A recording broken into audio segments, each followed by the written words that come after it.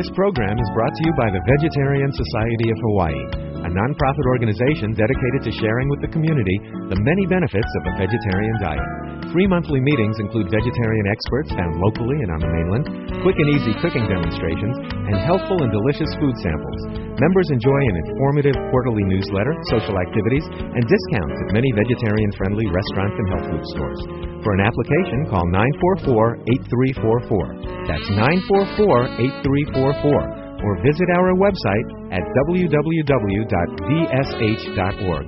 vsh.org.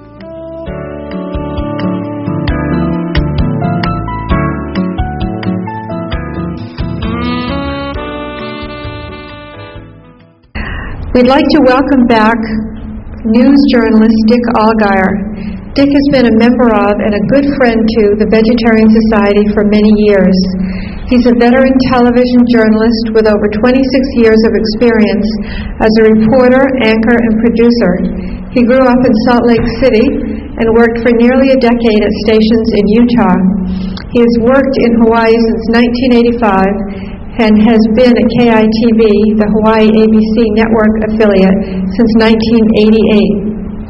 Dick has been covering health and medicine at KITV for the past 8 years, and his health report is seen nightly on KITV 4 News at 5. He also does general assignment reporting and serves up a Cook Healthy Fast recipe every Tuesday on the 5 p.m. news. He's been honored as the recipient of the Hawaii Medical Association's Distinguished Medical Reporting Award for 5 of the past 6 years. And you probably noticed that we have his Cook Healthy Fast cookbook for sale tonight at our book table. The title of his talk tonight is What's Wrong with Milk? Dick. Thank you. Thank you all for being here. As you heard in the introduction, I'm a reporter. So I'm not a doctor, I'm not a nutritionist, I'm not a registered dietitian, I don't do clinical studies.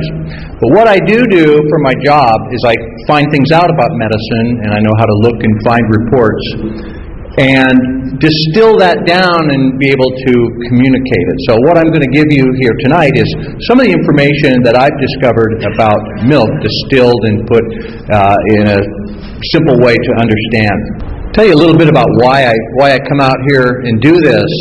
I don't make any money doing this, and I don't really need to feed my ego that much. I'm on TV, so getting up in front of a small group of people isn't something I really need to do. I do it because I see so much information and misinformation put out by the big money interests. I see so much information out that is not countered with the truth. Yeah, you can take a look at that and let that sink in. Well,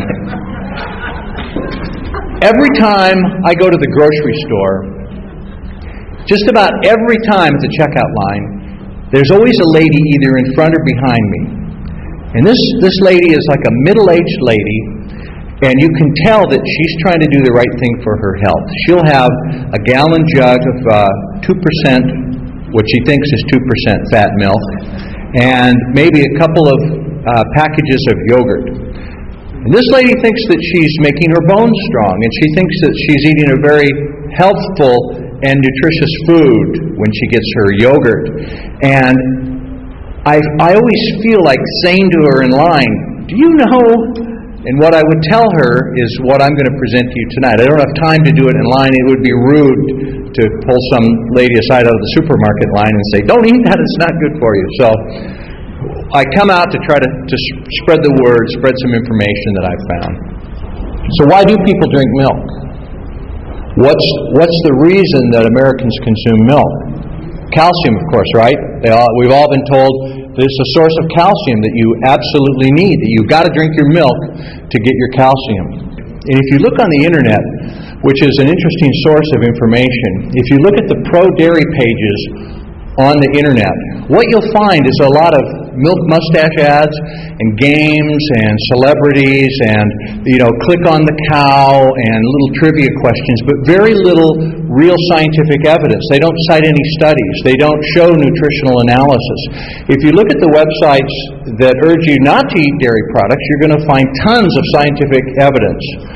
Some of the evidence that I'm going to show you tonight. Cows do not make calcium. If you look at that, calcium in fact comes from leafy green vegetables. That's going to be your best source. Now let's take a look at some analysis here. I'm going to measure various foods, the calcium content, of 100 calories of different foods. So we've got there a glass of milk. 100 calories worth of milk. How much calcium is in that? 194 milligrams, okay? Remember that number, 194 milligrams in 100 calories of milk. If we compare that to 100 calories of, this is Swiss chard, 268 milligrams. 268 versus 194 for milk. So is milk the best source of calcium compared to Swiss chard? No, absolutely not. Broccoli, a little bit less than milk, but it's 171 compared to 194. With the broccoli, you're getting all kinds of vitamins and fiber, and it's low fat and no cholesterol. With the milk, you're getting a load of fat and cholesterol and zero fiber. So eat a little bit more broccoli. You can even get fortified foods like oatmeal, calcium-fortified oatmeal. 100 calories will give you 240 milligrams of calcium. This is spinach. 100 calories worth of spinach will give you 450 milligrams. 450 as opposed to 194. Again, no fat and cholesterol. This one is amazing. Watercress.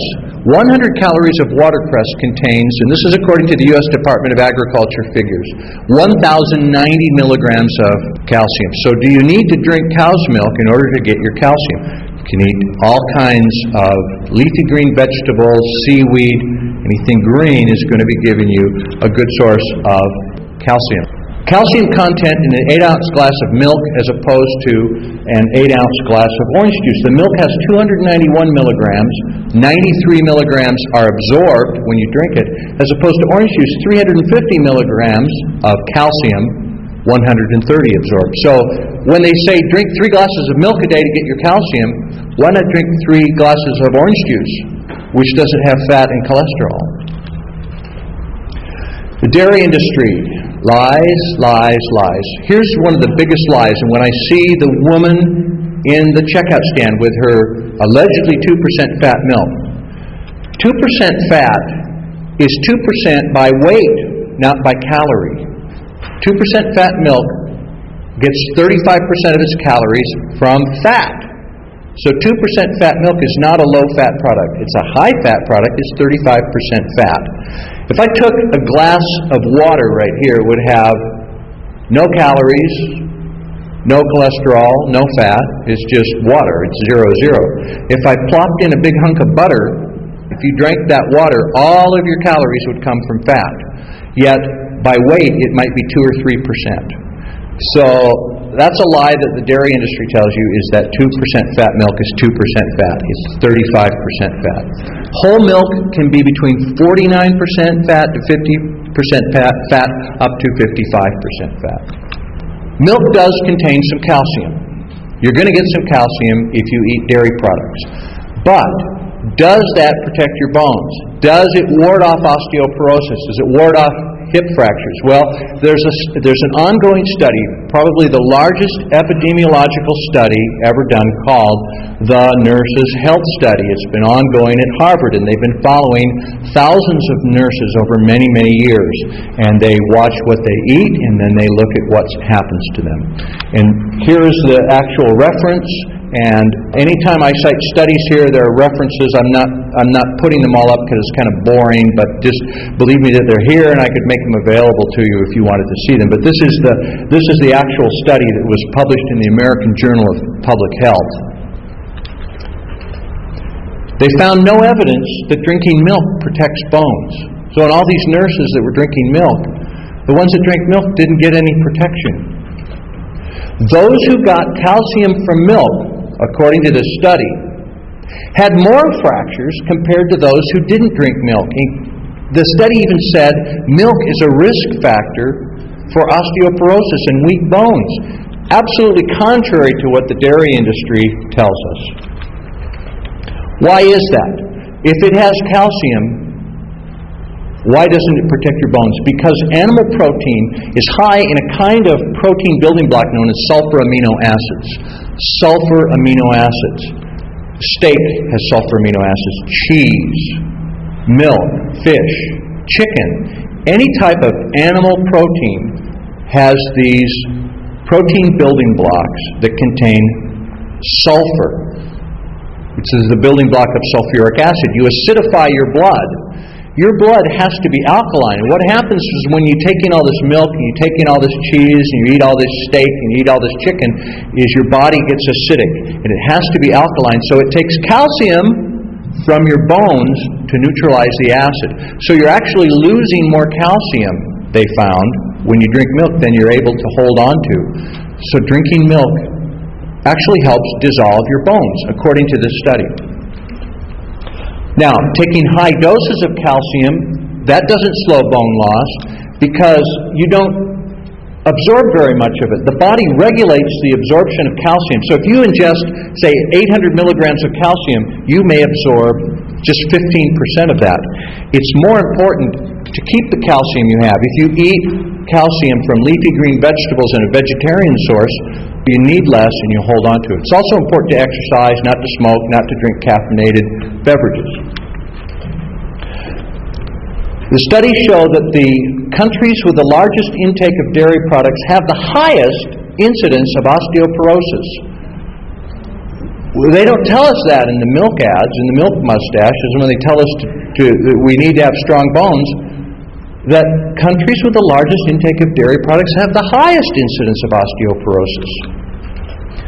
Now, if you look at the native Hawaiians, when Captain Cook came here, he wrote in his journal that the native Hawaiians were strong, tall, big-boned, very healthy people. They had strong bones. They were tall. How much milk did they drink? None. They didn't have any cows here. They drank no milk. If you were to believe the dairy industry, they should have been all bent over and crippled. But it wasn't the case. 75% of humans are lactose intolerant, yet you see these milk mustache ads. There's Spike Lee, African American. Well, most African Americans and Africans can't drink milk. They can't digest it. The same with Asians. There's Christy Yamaguchi. So they're paid a lot of money to do this, but I don't think they're drinking milk because most of them are lactose intolerant. 3/4 of the people on Earth are lactose intolerant. They can't digest milk. They can digest their mother's milk when they're a baby, but then their body changes and they don't have the enzymes to break it down. This one's really interesting. This is the Food Guide Pyramid, and this is put out by the U.S. Department of Agriculture, suggesting the way that we should eat. So they tell us that fats and oils we should use sparingly. And milk, the milk food group, and yogurt, we should have 2 to 3 servings a day. And on, meat, fish, and then vegetables should be the bulk along with the breads and cereals and the whole grains. That, according to the U.S. Department of Agriculture, is the ideal way Americans eat. Now, according to food scientists, the people that really do the research, that's not true at all. They were not going to include meat and dairy, but the meat and dairy industry said if you put out food recommendations that don't include meat and dairy, we're going to sue you. So they compromised and they went along with the meat and dairy industry, and they did put it at the top of the pyramid. Okay, you got to drink some milk and you've got to eat some protein. Now let's look at what the real food guide pyramid is. Yet even with this, if you listen to dairy industry ads, if you go to their websites and you listen to their propaganda, they say there's a crisis. Americans aren't getting enough calcium. Americans aren't getting enough calcium. They need to drink more milk. They're not drinking their 3 glasses of milk a day. There's a crisis because they're not getting enough calcium. Now, this is a suggested amount that the government tells us we should eat. I have some statistics from the U.S. Department of Agriculture which indicate what we're really eating, what the real food pyramid looks like according to what people are really eating. And this is it. Americans are consuming about 40% of their diet is dairy products. Now, how can the dairy industry say you're not getting enough calcium if people are eating a whopping 40% of their calories from dairy? And they're meat and chicken, and then the good stuff is absolutely upside down here. And you wonder why Americans are all sick and overweight. You all know about the health benefits of bacon, right? That's a good health food. You all know how good bacon is for you. Okay, going back to that upside down pyramid, with our Americans consuming an average about 40 ounces of dairy products every day. We go to Pizza Hut and all the pizza places with the cheese in the crust and the extra cheese and the double cheeseburger and the sour cream and milk and on and on and on, eating about 40 ounces of dairy products. That gives you the same amount of cholesterol as 53 slices of bacon every day. Now people think, oh, okay, I'll eat some cheese, it's good for me, some milk, but it's the same as consuming 53 slices of bacon. Cheese, it's no good for you. I talk to people in the newsroom and at work, and I tell them, hey, that milk's no good. Yeah, I don't drink milk, they say.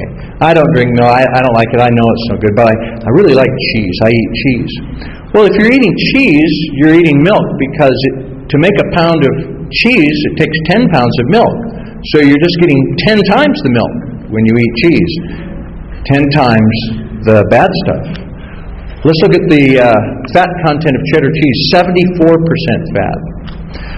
American slices, 75% fat. Sour cream is 86% fat. And 80% of milk protein consists of something known as casein. Casein, well, if we were going to glue this podium together right here, that's what they use for a good furniture glue, is casein. Casein is also used to glue the labels on beer bottles. It's a good industrial strength glue. Casein comes from milk protein. Let's look at what it does in your body. Casein is seen by your body as a foreign protein. Your body reacts by creating an antibody. It comes in, your body says, hey, there's an invader here. The antibody-antigen reaction creates histamines. Now, where have we heard about histamines? When you're all mucousy and runny nose and you have allergies, you take an antihistamine. The result of these histamines is mucus and phlegm. People who drink milk and eat cheese get a tremendous amount of mucus and phlegm. Behold, the power of cheese. W.C. Fields said, my illness is due to my doctor's insistence that I drink milk, a whitish fluid they force down helpless babies. Which is kind of funny, but kind of sad. Talk about the first disease that we've linked to dairy products, and this has been called one of the great unreported stories, that this is a major story in medicine that has not been reported. Crohn's disease is a chronic digestive disease, and people that suffer from Crohn's disease have terrible diarrhea and stomach cramps. It's like having the worst stomach flu you've ever had every day of your life. It's really debilitating. It's very sad. It's a terrible disease, Crohn's disease. In cattle, there's Jones disease, which is the same thing, chronic diarrhea. Boy, you'd want a glass of milk from that, wouldn't you? Doesn't that look nice and clean? Good, natural, healthy stuff there, okay? Well, scientists have discovered that Mycobacterium paratuberculosis, and I misspelled that. That has an R that shouldn't be there. I need to edit that out. But Mycobacterium paratuberculosis causes the disease in cattle, and it also causes the disease in humans. Okay? Now it gets scary. You have more cows in less space, and it spreads this disease to the dairy herds. They've discovered that Mycobacterium paratuberculosis can survive pasteurization. They heat up milk, because milk, as it comes out raw, has all kinds of nasty stuff in it, and they heat it up to try to kill the nasty stuff before you drink it. But this Mycobacterium paratuberculosis can survive pasteurization. Milk on store shelves was tested for paratuberculosis. They went out to the store shelves and they took samples, they took it into the lab, and they found it in milk from store shelves. On your dairy case, they found this bacteria that causes this horrible Crohn's disease. Now, you haven't heard about that. The dairy industry's heard about it. This is a quote from a dairy industry newsletter, Milk Science International, a journal, and they said, "The present state of knowledge is potentially catastrophic to the dairy industry." The word should get out about that. Okay, on to juvenile diabetes. If you give your child cow's milk, are you dooming them to juvenile diabetes? Well, let's look at the evidence. It's been discovered that dairy protein sparks an autoimmune reaction that destroys insulin-producing cells in the pancreas. So you give babies cow's milk and the autoimmune reaction can destroy the pancreas, which creates the insulin. According to the American Journal of Nutrition, now this is a mainstream scientific journal, this is not some vegetarian, out there on the fringe. This is the American Journal of Nutrition. They say, the higher the consumption of cow's milk, the greater the chance of developing diabetes. The American Academy of Pediatrics, this is the most mainstream. These are the mainstream baby doctors. The avoidance of cow's milk may reduce development of insulin-dependent diabetes. The American Academy of Pediatrics warns, never give cow's milk to an infant. Now I wonder, because this month is the Healthy Baby Contest, sponsored by Medigold, and I covered it last week, last year, and they bring out all these beautiful babies, and they judge which one is the most beautiful, and it's sponsored by a dairy. Yet the American Academy of Pediatrics warns, don't give cow's milk to an infant. They don't tell you that at the Healthy Baby Contest. According to Diabetes Care, the introduction to cow's milk before age 8 is a risk factor for juvenile diabetes. Finland is the country with the highest rate of dairy consumption. Finland has the highest rate of insulin-dependent diabetes. Make the connection? Yet, here's a recent headline. The quest for soy milk in schools is spoiled. The U.S. Department of Agriculture won't allow the schools to serve soy milk. They have to serve cow's milk. Yet, the mainstream medical authorities are saying you shouldn't give cow's milk to kids, that it can cause problems, cause diabetes, yet they're required to give it to them. Boy, something's wrong here. Mother's breast milk is the best thing for babies. Over the years that I've been a medical reporter, I've seen study after study after study come out that mother's milk makes the baby stronger, it helps their immune system, it helps their brain development, on and on and on. So many studies showing mother's milk, human milk, for the first few years is the way to go. It's very, very good for a baby. I cover stories, it seems like every few months, there is the child of the month that has leukemia, and it's sad, we have to have a bone marrow drive for, the names go on and on. You've seen them on the news. They have bone marrow drives. They try to find a match for someone who's suffering from leukemia, and they need a bone marrow transplant. Okay, let's look at leukemia. Bovine leukemia is found in 3 out of 5 dairy cows in the United States. Bovine leukemia virus causes leukemia in other animals. So if you get around cows with the bovine leukemia virus and that virus can be passed to other mammals and it can develop leukemia. Milk, of course, is pooled. Now, the leukemia virus, pasteurization does kill it. All right, but accidents happen. There have been cross-contaminations. There have been batches of milk put out that have not been properly pasteurized. If you look at places where they dairy farm, the incidence of leukemia is higher, and milk drinkers have a higher incidence of leukemia. I had a friend who died young of lymphoma, lymphatic cancer. And his mother, of course, gave him milk every day as he grew up. If you drink 2 glasses of milk a day, you have 3.5 times the risk of lymphatic cancer. And the science behind that is pretty strong. Okay, let's look at how much milk a cow produces. Back in 1950, your average cow would produce a ton of milk a year, about 2,000 pounds. Now, a cow produces 50,000 pounds of milk a year. How, in that time, have the cows gotten so much more productive? Does that sound natural to you? No. No, it's because they give them drugs, antibiotics, and hormones, which are stored in the milk and passed to the milk drinker. Do you want to drink drugs?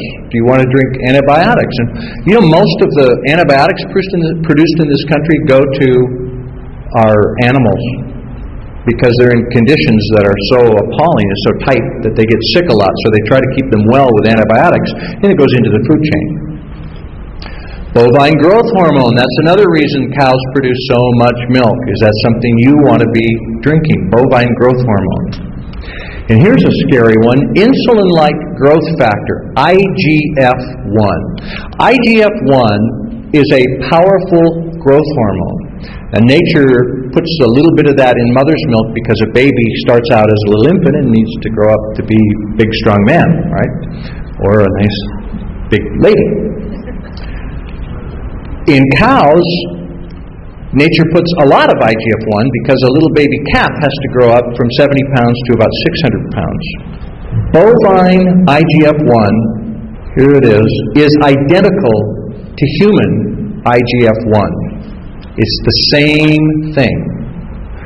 So when you're drinking milk that is laced with bovine IGF-1, you're getting a powerful growth hormone. What does that do? Say you have a cancer growing inside of you, and most humans do develop cancer at some point in their life. You might get a little bit of breast cancer, a little cancer here or there, but you have an immune system that can take care of it. If you pump IGF-1, it's like pouring gasoline on a fire, and that cancer can go out of control. IGF-1 accelerates the growth of breast cancer cells. That was in the journal Science in 1993. IGF-1 accelerates the growth of breast cancer cells. Dairy plays a role in breast cancer. That's from Cancer Research, another mainstream organization here. Breast cancer, more prevalent in countries where women consume milk, the American Dietetic Association. All of these statements I'm saying have study after study after study behind them. I'm talking now about prostate cancer. Prostate cancer is the same thing. Prostate cancer, men who drink milk have a greater incidence of prostate cancer. Why can I say that?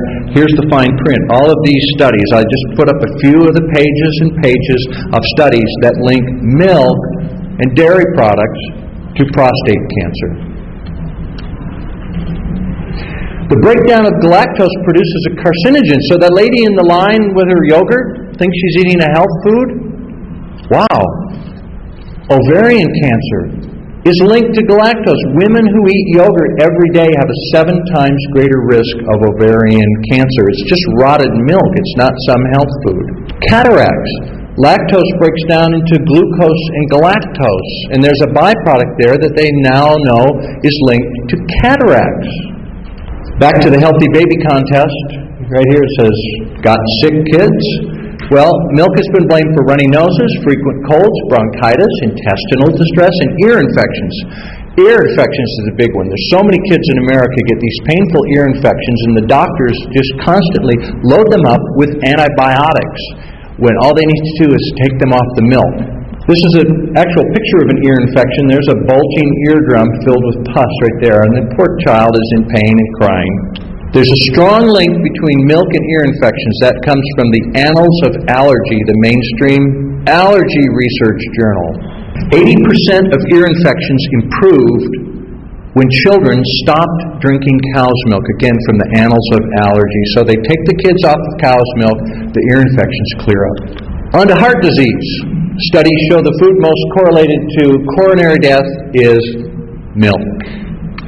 There's a new risk factor for heart disease that has just come out recently, and that is homocysteine. I find it not amusing, but sad when people tell me, well, I drink skim milk. I drink non-fat milk because I get my calcium, and then it doesn't have fat, so I'm not going to get heart disease. Well, let's look at that one. The dairy product, if you consume high dairy protein that's low in B vitamins, and the milk is low in B vitamins, metabolizing protein without B vitamins creates homocysteine, which is the risk factor for heart disease. So just drinking non-fat milk doesn't really protect you. Let's look at what happened to Japan. In Japan, they keep very good records, very good health records about who gets what disease and what they're eating. They're very meticulous. In 1950, the per capita dairy consumption in Japan was 5.5 pounds a year. That's really not very much spread out over a year. Americans eat that in a day, not eat 40 ounces, but some people eat close to that. By 1975, it went up to 117 pounds a year. What happened to the health of the Japanese when they started consuming all these dairy products? Heart disease went up by 35%. That's not genetics, because in one generation, genetics can't change that drastically. Heart disease, up. Strokes, up 38%. Remember, we just showed you the slides that said the dairy is linked to breast cancer. In Japan, breast cancer went up 77%. That's a huge, huge abnormal increase that matches the milk consumption. Puberty. In Japan in 1950, back when they were consuming 5.5 pounds a year, the girls reached puberty when they were 15 years old. By 1975, as the milk consumption went up, it was 12 years. In America today, little girls are having babies at age 8. I mean, it's just terrible what's happening. You look at girls in junior high, they're fully developed women now, and they're not ready to handle that. So, growth hormones, breeding, and unnatural milking schedules cause the udders of the cow. That's a very unnatural udder. Painful right there. Painful infected udder. I want to apologize. I'm going to be gross here for a minute. Say I had a nice, warm, or nice, cool glass of milk right there. Refreshing glass of milk. And I had a big pimple on my face that was just about ready to pop. And if I popped that pimple into that glass of milk, would you drink it? The FDA allows 750 million pus cells in every liter of milk because the cow's udders are infected. They're pussy.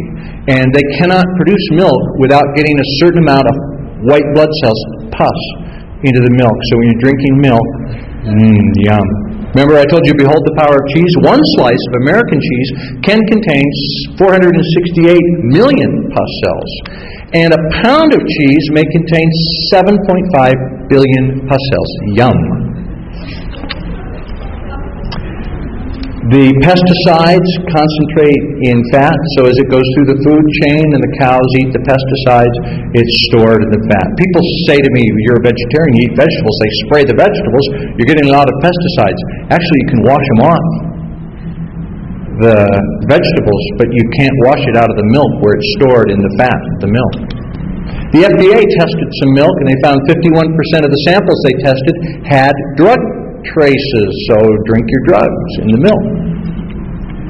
Now, how do cows produce milk? Well, cows give birth every year to give their milk. They have to be pregnant. The milk is for the baby cow, according to nature. So, when a cow has a calf, what happens to the calf so that the cow can be milked to give humans? They're put into veal crates. They're kept alive for a little while, the boys are. The boys are kept alive in these veal crates and turned into veal. They live a few short weeks. I went out and covered this story at the Children's Petting Zoo. You can go over and see this for yourself.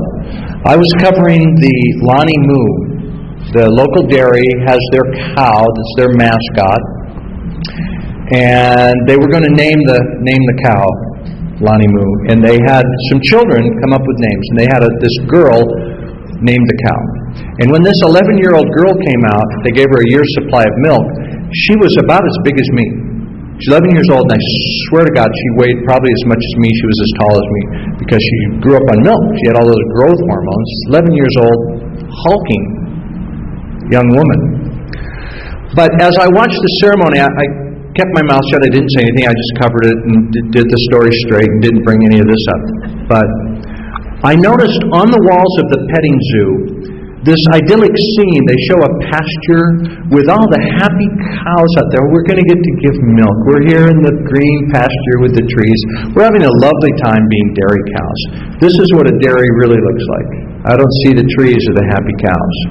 If you look closer on that little mural out at the petting zoo, you'll see the little baby cows. They're dancing. The calves are so happy. We're just so happy to be part of the farm and part of the dairy process here. And this is what it really looks like, is the dead calves. What happens to the worn-out cows? Give the milk. In nature, a cow might live to be 25 years old. In a dairy, a cow might live 2, 3, 4 years. So when they're worn out from giving milk constantly, what happens to them? They go to McDonald's. It's not really funny. They go by way of the slaughterhouse. They're slaughtered after they're worn out. They're turned into hamburger. There's the baby calf just look at that, poor cute little thing, in a veal crate, torn away from its mother and put in a box. There's another picture. I mean, that's the face of dairy right there. That's what it looks like. You know, that's not the beautiful pasture. Every dairy cow produces 120 pounds of waste every day. What you see here is a farm, and there is this huge sewage lagoon. Dairy farms don't have sewage systems. They don't have treatment plants. They just put it in big pools. And this gets down into our water supply.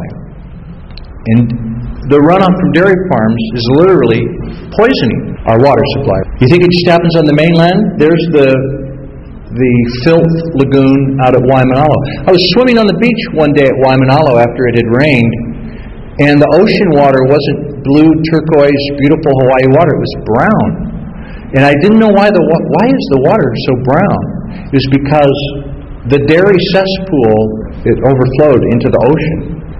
And there's my last picture of a dairy cow. So, you go back to the source of calcium is leafy green vegetables, and it's much, much better to get your calcium there. Exercise, avoid soft drinks, don't smoke, and your bones will be okay. A vegetarian diet promotes the health of your bones.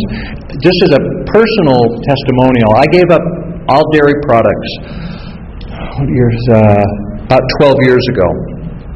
I read labels meticulously. I look at the label, and if it has whey, casein, lactose, any of those buzzwords that come from dairy, I don't eat it. I won't eat a speck of it. And I feel so much better. I don't have all that phlegm. Matter of fact, now, my body's so clean that if I get a little bit of milk, it makes me sick. I get phlegm, or I find myself coming down with a cold. This is something that's not been tested, and somebody should do a study. I don't know where they'd come up with the money for it, because the dairy industry wouldn't fund it. But those of us that are vegans know that if we accidentally get some milk or dairy products, we come down with a cold about 2 or 3 days later. Just always happens. Don't you? Those of you that are vegans agree? Yep.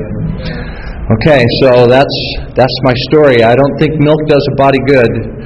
And I've got some cookbooks over there that are some of the best recipes that Ruby and I have done over the years. And they're all dairy-free and all healthy, low-fat, and high in fiber and lots of vegetables. You can catch me, if you don't see me on TV, I'm there every day at 5 o'clock, and my recipe segment is on every Tuesday at 5 o'clock. Cook Healthy Fast, and we pass out recipes, and we show you. I'm not a very good cook, but I just show you things that are real easy, like just a few ingredients that if I can make it, anybody can, and tastes pretty good, and it'll help you get healthy. I feel much, much better on this diet. The question was, he bought some calcium pills, and there was lead in the calcium. Certainly lead isn't something you'd want to ingest. As I pointed out in the presentation, just because you take a big amount of calcium, it doesn't mean that you're going to absorb it. The reason the government tells you that you need like 1,500 milligrams of calcium a day is because they know Americans are eating so much protein. If you stop eating so much protein, animal protein, and just get your protein from vegetables, you don't need this huge load of calcium. You'll get the calcium you need from your romaine lettuce and your broccoli and your spinach, your sesame seeds, your tofu, and your orange juice, and your fresh vegetables. So there really should be no reason to take a calcium supplement if you're eating a healthy diet and it's a vegetarian or vegan diet. That's probably oyster shell. Oh, Dr. Harris tells me that supplement is probably made of oyster shells, so the lead would come from the oyster. Yeah.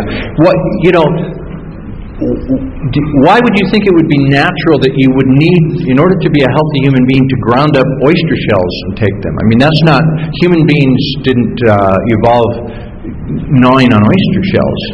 Osteoporosis is not caused by a deficiency of oyster shells in your diet. I wouldn't think.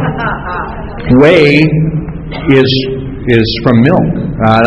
Personally, I don't take any part of it. Clarified butter, whey. You're trying to drink that for protein? Yeah, the whey powder. I see that as whey powder as protein powder. Americans are so obsessed with protein. They think they need all this protein. You don't need... I only eat grains and vegetables.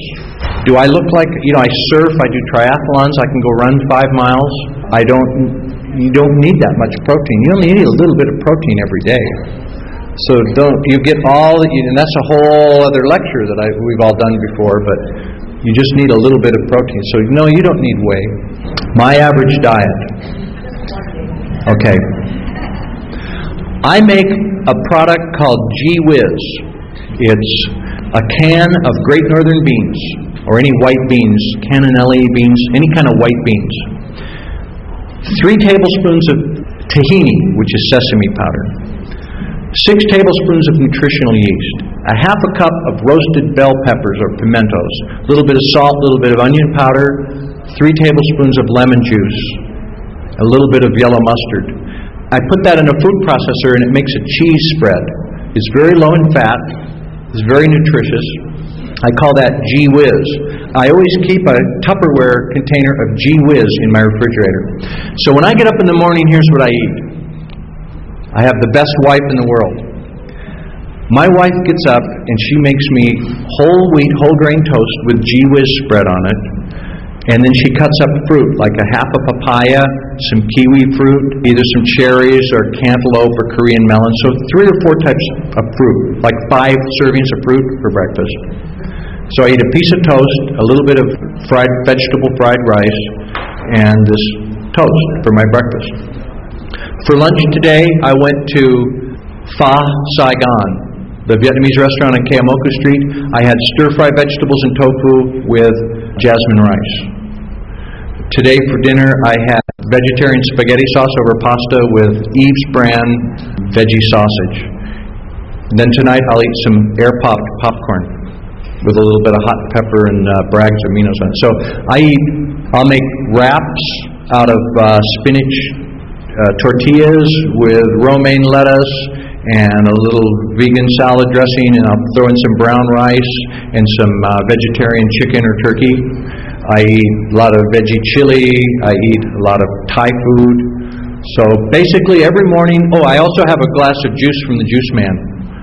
So breakfast is juice, fresh juice, carrot, celery, tomato, spinach, with a little bit of this Gee Whiz spread and some fruit. And then lunch is just basically rice and vegetables most days. And then dinner is a lot of times pasta or vegetarian sandwich, veggie chili.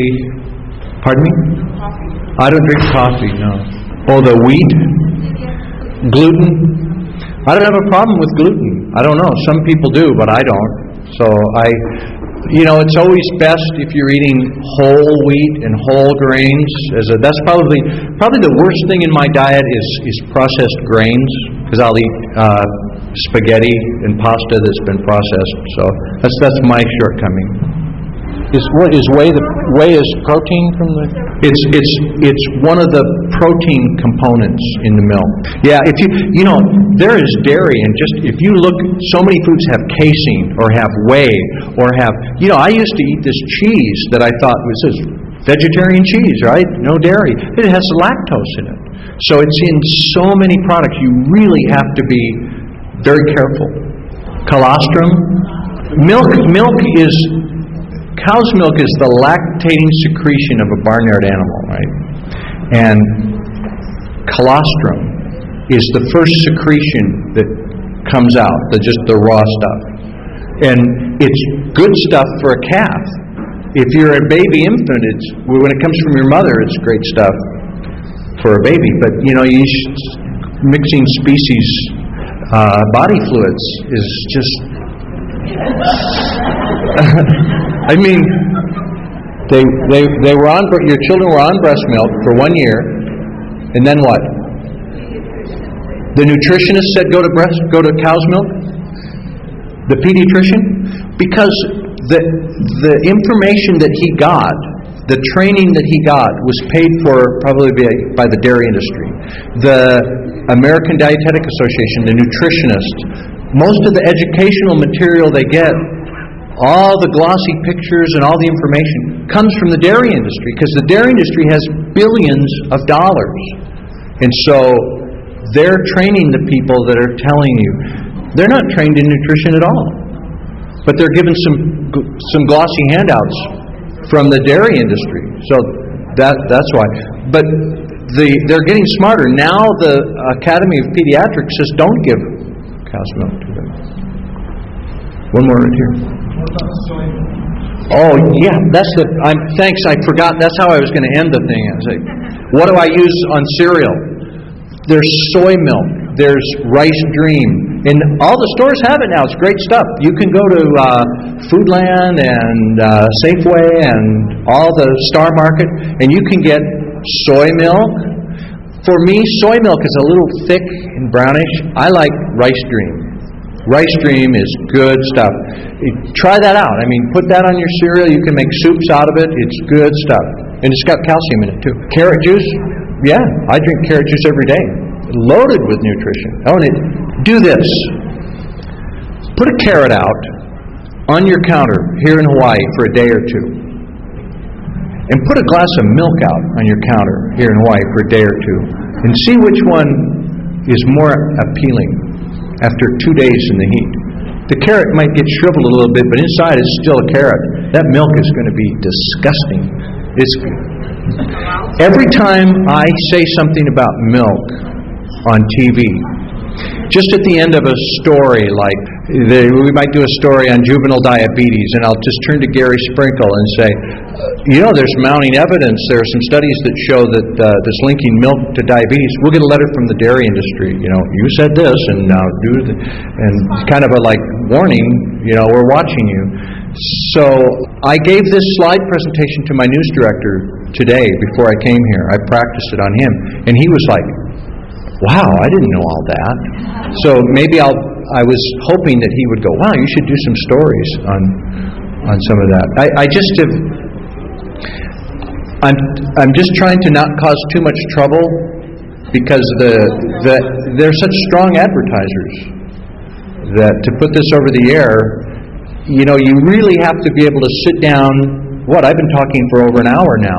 In a TV newscast, a health report, I get a minute and a half or 2 minutes. It's hard to get the information over, so I try to do it little by little. Yeah. The comment was we should start educating the children. We should, because they're bombarded with commercials. They're bombarded by the fast food industry. Well, not only that, the U.S. Department of Agriculture has so much excess cheese that they give it away to the school program. So they're giving it to the schools to give to our children. And the children are getting more and more obese. I'm a baseball fan. Darryl Kyle, in his 30s, he died of a heart attack. First symptom of a heart attack in 50% of the cases is sudden death. And here's a man you think would be so healthy because he's a professional athlete, yet his arteries were blocked. Because he grew up eating the American diet, drinking a lot of milk, eating a lot of cheese, eating a lot of steaks. She's a MD, a gynecologist, saying the boys are getting breasts and the girls are reaching puberty, as I showed. What's really sad is what that will translate into healthcare costs farther on down the road. All our children are eating such a poor diet, and they're not getting exercise, and we're going to want them to take care of us when we're old, but Medicare is just going to be bankrupt. Okay, thank you all for coming. If anybody wants me to sign a book, I'll sign it over there. Thank you. Thank you, Dick. That was so wonderful and wonderfully presented. I'd like to thank Robert and Jeannie Moses and Roger Camilla for setting up the room. If you could help out, if you're able, by putting your chairs back on the racks, that would be great. Thank you for coming. And please exit through the kitchen. Through the kitchen, they have the food there. Thanks a lot for coming.